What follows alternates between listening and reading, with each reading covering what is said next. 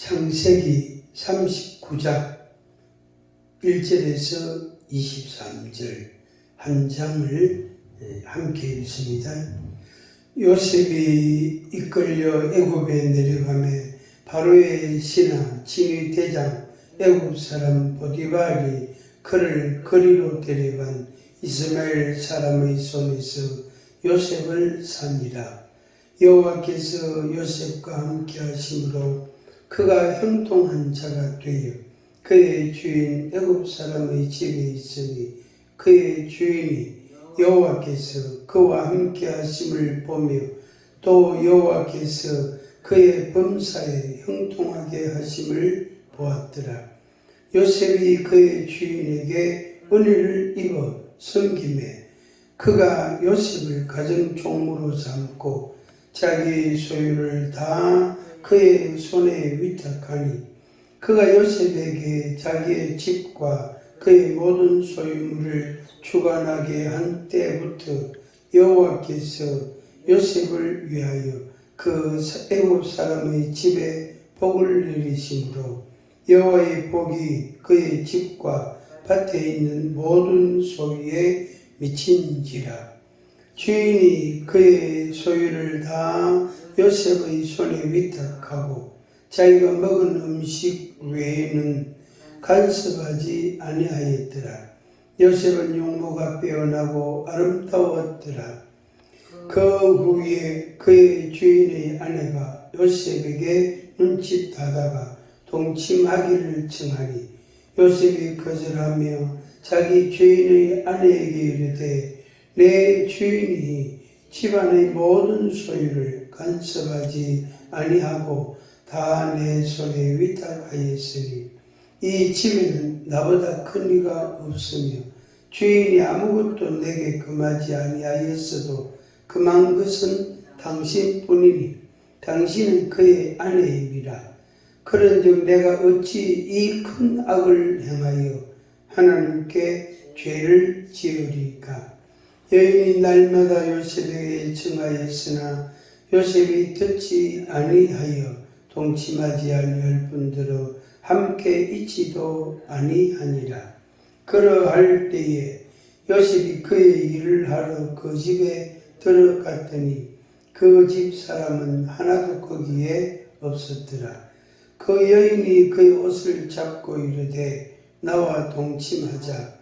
그러나 요셉이 자기의 옷을 그 여인의 손에 버려두고 밖으로 나가매 그 여인이 요셉이 그의 옷을 자기 손에 버려두고 도망하여 나감을 보고 그 여인의 집사람들을 불러서 그들에게 이르되 보라, 주인이 히브리 사람을 우리에게 데려다가 우리를 희롱하게 하는도다. 그가 나와 동침하고자 내게로 들어왔으므로 내가 크게 소리 질렀더니 그가 나의 소리 질러 부름을 듣고 그의 옷을 내게 버려두고 도망하여 나갔느니라 하고 그의 옷을 곁에 두고 자기 주인이 집으로 돌아오기를 기다려 이 말로 그에게 말하여 이르되 당신이 우리에게 데려온 히브리 종이 나를 희롱하려고 내게로 들어왔으므로 내가 소리 질러 불렀더니 그가 그의 옷을 내게 버려두고 밖으로 도망하여 나간다이다. 그의 주인이 자기 아내가 자기에게 이르기를 당신의 종이 내게 이같이 행하였다 하는 말을 듣고 심히 노한지라. 이에 요셉의 주인이 그를 잡아 옥에 가두니 그 옥은 왕의 제수를 가두는 곳이었더라. 요셉이 옥에 갇혔으나 여호와께서 요셉과 함께 하시고 그에게 인자를 더하사 간수장에게 은혜를 받게 하시며 간수장이 옥중 죄수를 다 요셉의 손에 맡기므로 그 재간 사물을 요셉이 처리하고 간수장은 그의 손에 맡긴 것을 무엇이든지 살펴보지 아니하였으니 이는 여호와께서 요셉과 함께 하심이라. 여호와께서 그를 범사에 형통하게 하셨더라. 아멘. 형통한 자가 되리라 하는 말씀을 여기에서 보게 됩니다. 근데 형통하게 되는 데는 아주 결정적인 조건이 있습니다. 조건. 그러니까 어떤 그 조건이 있어야만 이런 결과가 나오는 겁니다. 그래서 우리는 대개 형통한 자가 되리라, 형통한 자가 되리라, 나는 형통한 자가 되리라 하고 기도도 하고 선포도 하고 말도 하고 그렇게 하지만 또 마음에 소원도 그런 게 있기는 하지만 그러나 그 앞에 나와야 되는 전제 조건, 이 조건에 대해서는 우리가 마음을 적게 가진단 말이에요. 그래서 결과만 중요하게 여기는 그런 경향이 우리에게 있습니다. 오늘 창세기 39장에서 요셉의 생애를 우리가 배우게 됩니다. 이 요셉이 어떻게 살았는가, 그리고 그 삶이 이제 오늘뿐 아니고 지금뿐 아니고 앞으로도 계속 그가 어떻게 살아왔는가, 그리고 그가 임종해서 임종을 하고 자기 해골을 가나안 땅으로 가지고 가기를 바랬던 유언을 하게 되는데 그때까지 이 세상을 떠날 때까지 임종할 때까지 요셉은 어떻게 살았는가 하는 것을 오늘 창세기 39장에서 아주 정확하게 우리가 진단해 볼 수가 있습니다. 아, 요셉은 이렇게 살았구나. 요셉의 생활은 이런 것이었구나.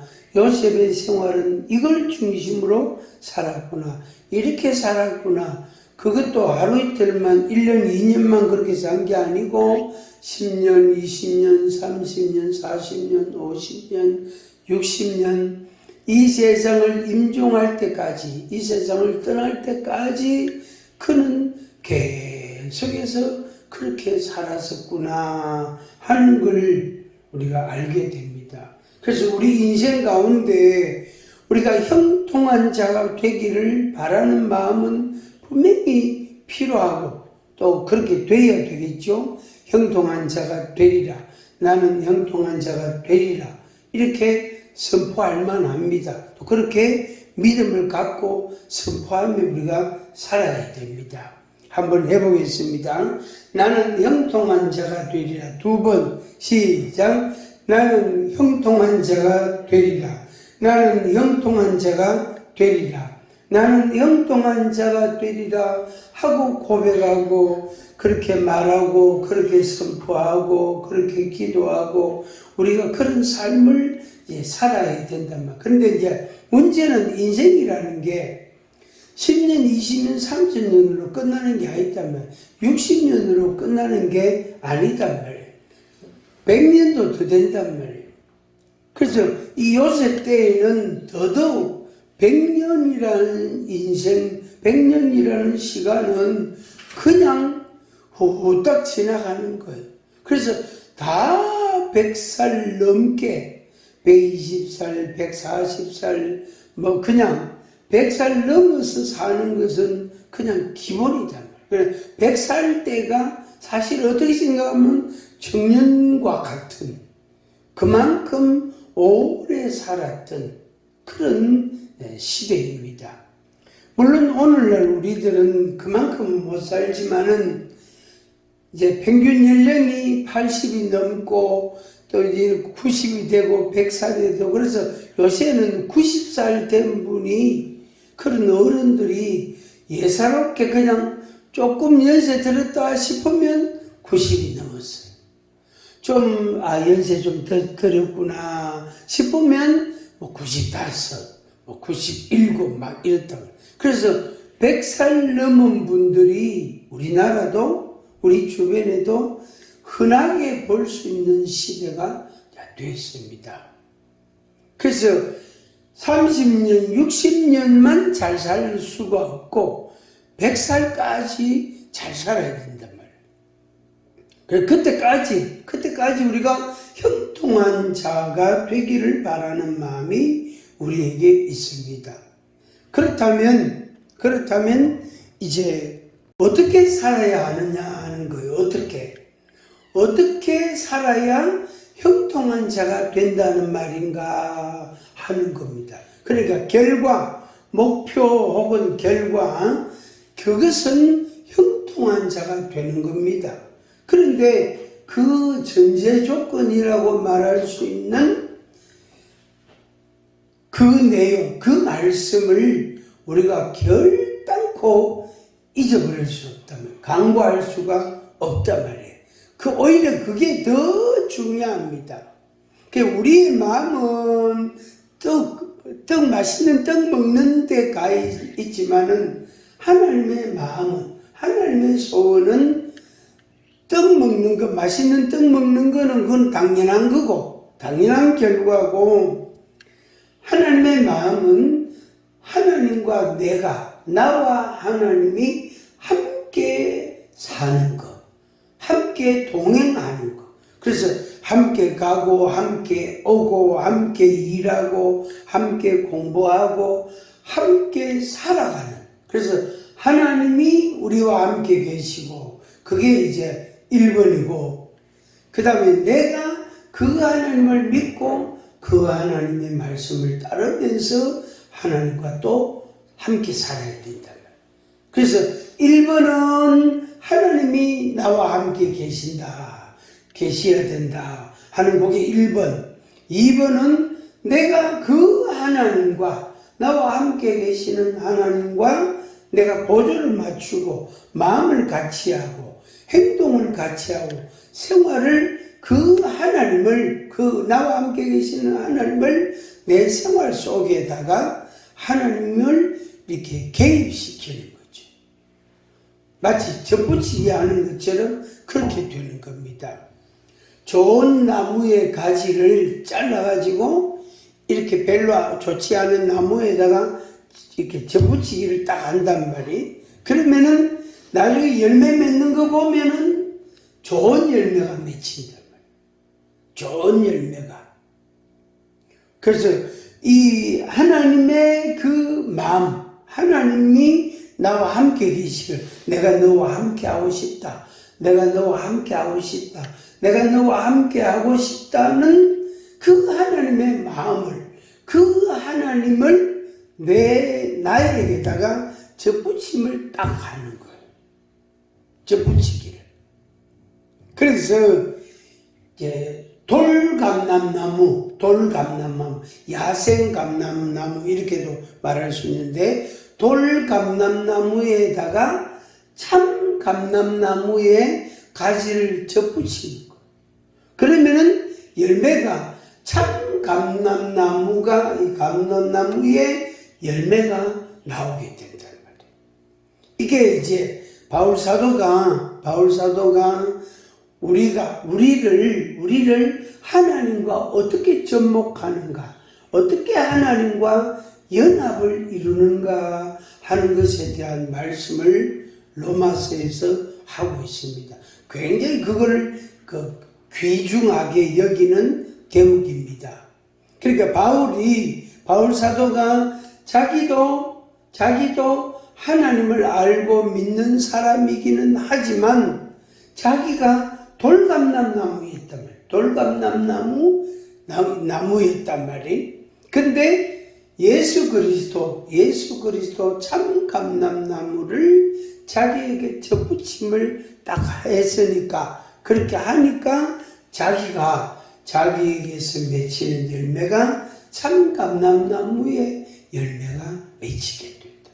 그 바울이 사실은 자기를 고백하는, 인정하는 그런 말씀이라고 할 수가 있겠습니다.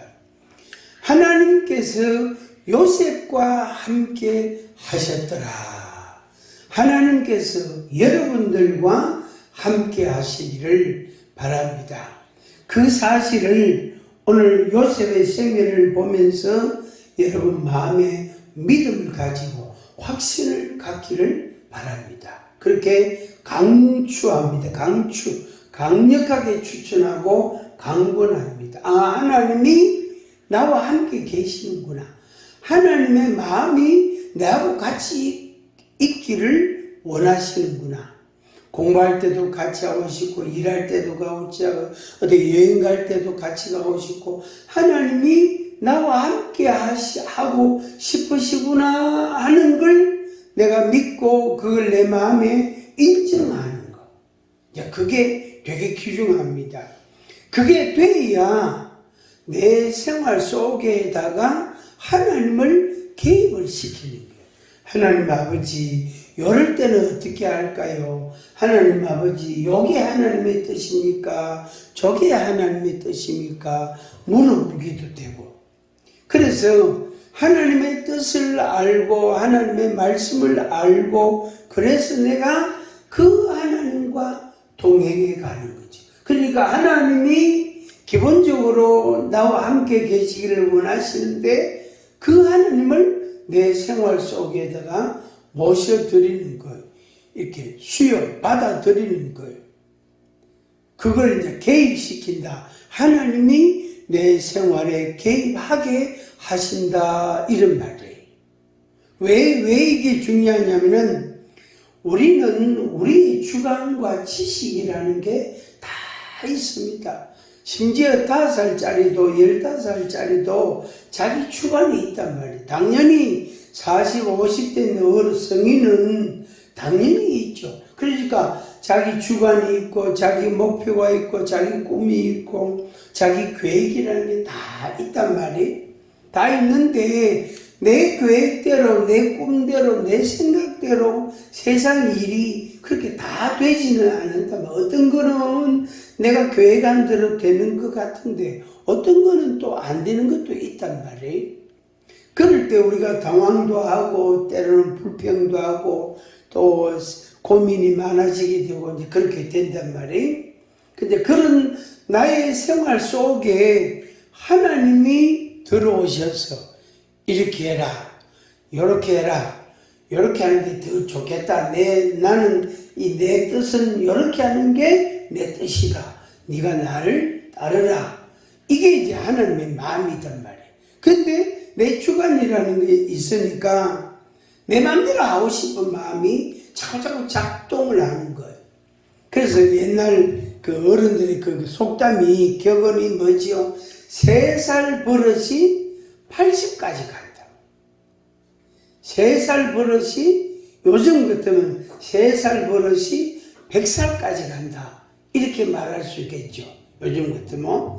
근데 옛날에 60이 넘으면은 60까지 살지 못하는 사람이 너무너무 많았단 말이에요. 그래서 가끔 자기 가문에 혹은 동네에 마을에 60 넘은 사람이 있었단 말이에요. 그래서 60만 돼도 벌써 할아버지고 어른이고 동네에서 제일 상석에 앉고 동네 잔치하면은 늘 앉아서 밥상을 받는 그런 입장에 있었단 말이에요. 그게 이제 옛날 30년 전, 50년 전에는 그랬단 말이에요. 60세만 돼도. 그런데 지금은 60세는 말하자면 나이를 안 쳐줘요. 몇 살인고, 이거 60입니다. 아이고, 아직 깜깜하다. 언제 그래 100살까지 살아야 되는데, 언제 살려고 하면서. 세상이 그렇게 변해버렸어요. 그래서 내 인생 가운데, 내 일 가운데, 내 계획 가운데 하나님을 이렇게 받아들이고, 하나님의 뜻을 받아들이고, 하나님의 말씀을 받아들이고, 이게 오늘 우리들이 필요하고, 이게 되게 중요한 겁니다.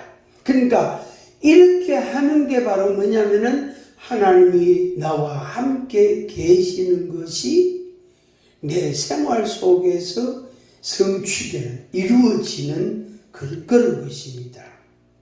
이 요셉이라는 인물은 우리가 성경에서 자주 이제 등장하기 때문에 좀 아는 내용입니다. 17살 때에 꿈을 꿨어요.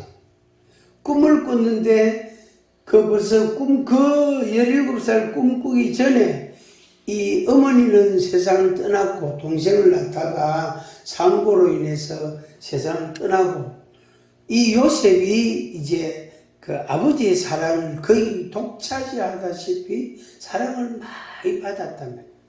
그에 반해서 이제 그 동생, 한 어머니의 동생 되는 베냐민은 형이 사랑을 독차지하니까 이 베냐민 속에는 막 열불이 많이 났는 거예요. 그래서 어쨌든 형을 이겨보려고 막 떼를 썼는 거예요. 아버지가 보니까, 야곱이 보니까 요 베냐민이 너무너무 악착같이 하고 너무너무 지독하게 한단 말이에요. 그걸 이제 아버지 야곱이 알고 이 베냐민을 위해서 축복 기도할 때 뭐라고 했냐면은 물어뜯는 일이라 그렇게 표현했어요. 그만큼 이 베냐민에게 형을 이기려고 하는, 아버지의 사랑을 독차지하는 이 형을 이기려고 하는 마음이 베냐민에게 엄청 많았다, 그렇게 말할 수 있습니다. 근데 그 요셉이 꿈을 꾸고 그 꿈 내용은 자기가 중심이 되고 자기가 지도자가 되고 자기가 어른이 되는 그런 꿈이에요. 그러니까 아버지는 그 꿈을 이야기를 들으면서 마음에 새겼는데 이 10명이 되는 형들은 이 요셉을 엄청 미워했다. 안 그래도 아버지 사랑을 독차지하고 있는데 거기다가 그 꿈 이야기를 하니까 요셉을 이 형들이 엄청 미워했단 말이에요. 그래서 그 형들이 상인들한테 이 물품을 애굽으로 팔러 가는 상인들이 사람도 사가간단 말이에요. 그래서 애굽에 가서 거기에서 이제 종으로 판단 말이에요. 그 당시에. 그래서 요셉을 그 상인들한테 팔아버렸어요. 형들이 좁았단 말이에요. 그러니까 요셉이 이제 이거 피할 수 없는, 마치 운명같이 피할 수 없이 이제 애굽 땅으로 끌려가게 된 겁니다. 그래서 거기 가서 이제 종이 되는 거, 종이. 그런데 이제 종이 됐는데 애굽 왕의 친위 대장 보디발이라는 사람이 그 요셉을 종으로 샀단 말이에요. 그럼 이 소유권이, 그 생명에 대한 소유권이 보디발에게 있는 거예요. 요셉 자신에게 생명의 권리가, 요새 말하는 인권이라는 게 없습니다. 완전히 종은 그냥 죽으면은, 혹은 죽여가지고 무덤부도 이거는 살인죄가 안 될 정도로 그렇게 험악한 세상이었단 말이에요. 그래서 요셉이 보디발의 집에서 열심히 일을 했어요. 그런데 하나님이 요셉과 함께 하셨다. 이게 중요합니다. 그래서 우리가 어떤 일을 하고 어떤 자리에 있고 어떤 위치에 역할에 있느냐, 그것도 굉장히 중요하지만, 그러나 내가 하고 있는, 내가 맡은 일에 있어서 하나님이 나와 함께 하신다. 하나님이 나와 함께 하신다. 그것은 굉장히 소중한 것, 귀한 겁니다. 그걸 우리가 또 구해야 됩니다. 하나님 아버지, 나와 함께 주시옵소서. 이렇게 구합니다. 그러면서 동시에 형통한 자가 되게 하옵소서. 이렇게 자기를 축복하는 기도도 같이 하게 됩니다. 나와 함께 하시고 형통한 자가 되게 하소서. 시작. 나와 함께 하시고 형통한 자가 되게 하소서. 나와 함께 하시고 형통하게 하소서. 나와 함께 하시고 형통하게 하소서. 이 기도를 여러분들이 매일매일 기도하시기 바랍니다. 그래서 아침에 출근할 때마다 나와 함께 계시고 하나님께서 나와 함께 계시고 형통하게 해주세요. 나와 함께 계시고 형통하게 해주세요. 그래서 매일 우리가 그 기도를 하면서 출근하고 그리고 낮에 일하고 또 사람도 만나고 맡겨진 일도 감당하고 그렇게 합니다. 근데 그럴 때에 결과가 이 보디발이 요셉을 신임하게 됐어요. 요셉이 하는 것마다 형통하고 요셉이 믿는 하나님이 요셉과 함께 하신다는 걸 이 보디발이 알았단 말이에요. 그래서 요셉에게 가정의 모든 일을 다 맡겼어요. 다른 종들 관리하는 거, 일을 계획 세우는 거 모든 걸 다 요셉에게 맡겼어요. 주방일, 먹는 것, 그 분야는, 그거는 이제 신경 쓰지 않게 하고, 나머지는 전부 보디발이 요셉에게 다 맡겼어요. 맡기고, 특별히 무슨 점검을 한다든지, 확인을 한다든지, 그런 것도 하지 아니했어요. 그 다음에 이제, 그게 요셉이 종이지만 엄청난 자유를 사실은 누리게 됐죠. 종이지만은. 그 다음에 이제 한 가지는 요셉이 이제 그 일을 잘 감당하고 있는데 그 보디발의 아내가 이 젊은이 이제 18살, 19살, 20살 밖에 안 된 이 젊은 종, 이 요셉에게 자꾸 눈짓을 한단 말이에요. 나와 동침하자 하고 자꾸 눈치를 준단 말이에요. 근데 요셉이 그걸 피합니다. 당연히 피하죠. 그러면서 9절에서 하는 말이 내가 어찌 이 큰 악을 행하여 하나님께 죄를 지으리까 이렇게 요셉이 대답을 했어요. 근데 한날은 이제 일하기 위해서 들어갔는데 집에 사람들이 아무도 안 보여있단 말이에요. 그때 이 보디발의 아내가 요셉의 옷을 딱 잡으면서 나와 동침하자 그럴 때 요셉이 그 겉옷을 벗어두고 도망가는 거예요. 당연히 도망가면 요셉은 잡힙니다. 얼굴이 다르고 옷이 다르고 신분이 다르기 때문에 당연히 요셉은 잡히게 됩니다. 결국에 잡혀서 이제 감옥에 갇히게 됩니다. 그 감옥은 왕의 신하들, 그러니까 왕에게 봉사하다가 죄를 지어가지고 갇히는 왕의 신하들이 갇히는 특별한 감옥이다. 일반 죄수들이 있는 감옥이 아니단 말이에요. 거기에 요셉이 갇혔어요. 요셉 마음에는 얼마나 억울하겠어요. 23절 39장 23절 간수장은 그의 손에 맡긴 것을 무엇이든지 살펴보지 아니하였으니 이는 여호와께서 요셉과 함께 하시니라. 감옥에 들어간 그 요셉에게 하나님이 함께 하셨더라. 그 다음 말 여호와께서 그를 범사에 형통하게 하셨더라. 그렇게 기록을 합니다. 그래서 요셉이 보디발의 집에서 종으로 있을 때나 감옥에 억울하게 들어가서 거기에 죄수가 되어 있을 때나 하나님이 함께 계셨다. 하나님께서 형통하게 하셨다. 요거는 똑같단 말이에요. 이게 바로 요셉이 변하지 않았다는 말이죠. 요셉이 하나님 중심으로 철저하게 살았다는 말이 되는 겁니다. 그러니까 보디발의 집에 있을 때도 하나님 중심으로, 감옥에 있을 때도 하나님 중심으로 요셉이 자기 믿음을 지키고 자기 생활을 철저하게 그렇게 살았던 겁니다.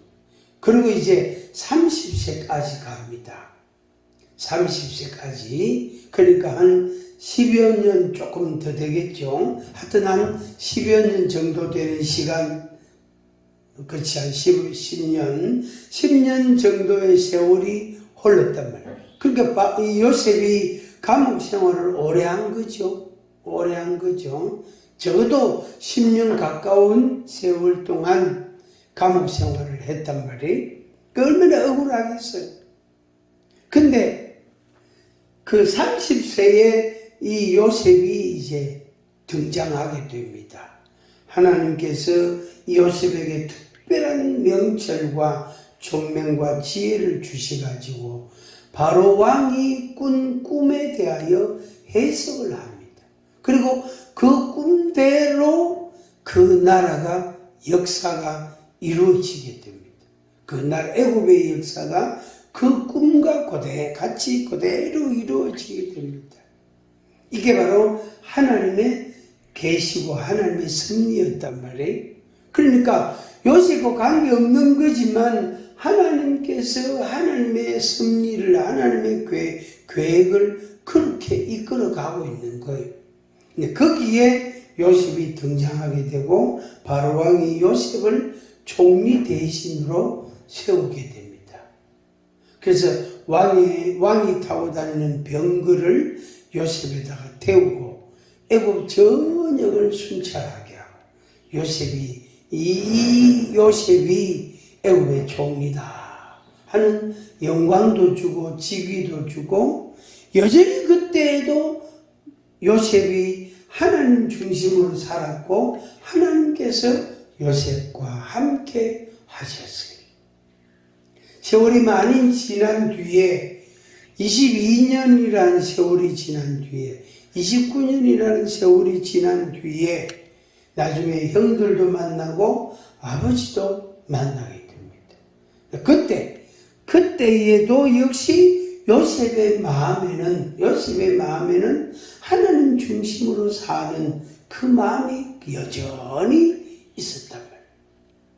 그리고 하나님께서 형들에게 말하기를, 하나님께서 여러분들의 가족들을 구원하기 위해서 나를 애굽에 먼저 보냈다. 가서 아버지를 모시고 오시라고. 그리고 아버지를 모시고 왔단 말이에요. 야곱이 애굽으로 이제 요셉이 보낸 수레와 그 다음에 양코, 곡식과 옷과 그런 선물들을 보고 야곱이 내가 죽기 전에 이 요셉을 보리라 그랬단 말이에요. 근데 하나님께서 그날 밤에 야곱아, 애굽으로 내려가라. 요셉이 너를 섬길 것이고 요셉이 네 눈을 감길 것이다. 너의 임종을 요셉이 지켜볼 거다. 하나님이 그 말씀을 해주셨어요. 그리고 그 말씀을 듣고 야곱이 아주 용기를 내서, 힘을 내서 이제 자기 자녀들하고 손자들, 증손자들까지 해가지고 70명의 아주 대가족을 이끌고 애굽으로 내려갑니다. 요셉이 가서 마중을 합니다. 얼마나 그 부자 상봉, 가족 상봉이 얼마나 감격스럽고 역사적인 순간이잖아요. 그지? 그렇게 됐습니다. 그래서 하나님이 요셉과 함께 하셨더라. 그 결과가 형통하게 되어졌다. 그 결과가 하나님께서 그러니까 생각지도 않았던 그런 선물을 누구에게? 요셉에게 주신 겁니다. 말씀을 정리하겠습니다. 오늘 우리가 결과에 대해서 우리의 관심이 되게 많아요. 열매에 대해서 관심이 되게 많단 말이에요. 형통한 자가 되리라, 형통하게 하기를 원한다 하는, 그렇게 되면 좋겠다, 이렇게 되면 좋겠다, 이런 바람이 있고 소망이 있고 기도가 있단 말이에요. 근데 그 앞에 첫 번째 조건이라면 조건이 뭐냐? 여호와께서 하나님께서 나와 함께 계신다는 거. 그게 조건이고 첫 번째고, 그 다음에 두 번째는 그 하나님, 나와 함께 계시기를 원하시는 그 하나님을 내 마음에, 내 인생, 내 생활 가운데 이렇게 개입하시도록 내가 허용하는 것. 하나님이 뜻대로 하시옵소서. 하나님이 원하시는 대로 내 인생을 세워 주옵소서, 이끌어 주옵소서 하고 하나님께 의탁하는 거죠. 이것이 오늘 우리들에게 필요한 것입니다. 이 은혜가 여러분들에게 여러분 인생 가운데 더욱더 풍성하고 충만하기를 주의 이름으로 축복합니다. 기도하겠습니다. 아버지 하나님 감사합니다. 우리에게 주신 하나님의 은혜가 우리의 삶을 통하여 열매 맺게 하여 주시옵소서. 첫 번째는 하나님이 우리와 함께 하시는 것입니다. 그리고 두 번째는 내 마음에 그 하나님을, 내 생활에 그 하나님을 받아들이고 인정하고 하나님의 뜻대로 되기를 바라고, 그리고 기도하고 또 하나님과 동행하는 일입니다. 주님, 매일매일 우리의 생활을 인도하여 주옵소서. 형통하게 하시고 하나님의 복이, 하나님의 은혜가 우리 가운데 충만하게 하여 주옵소서. 예수님의 이름으로 기도하옵나이다. 아멘.